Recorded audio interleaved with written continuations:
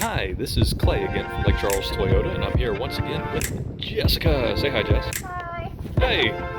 We got our hands again on a 2021 Sienna, and we wanted to show you a feature that we think is actually going to be overlooked. So we wanted to let people know how it works, where it is, and that neat little thing there. So go ahead, Jess. So what I'm going to show you is actually, there used to be a button on the back of the hatch whenever you open up in a van to close the trunk. Well, now they have taken that button and you can also lock from the trunk as well. The little button is right here.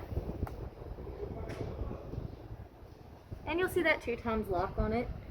What we're going to do is we're going to double press it. You'll hear 2 different types of beeps, and then it's going to close.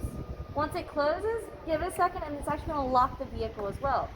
So, you open up your trunk, you at soccer practice, whatever, you just take all your stuff out. You don't even have to dig your key out of your pocket. Just double click that button right there. It's going to close and going to lock your van. See, neat little feature that I don't think a lot of people were going to notice, so we wanted to show you guys to keep you as convenient with your vehicle as possible. So, if you have any questions about anything or anything about the 2021 vans that we're just getting in, please let us know. Thanks for watching. Bye.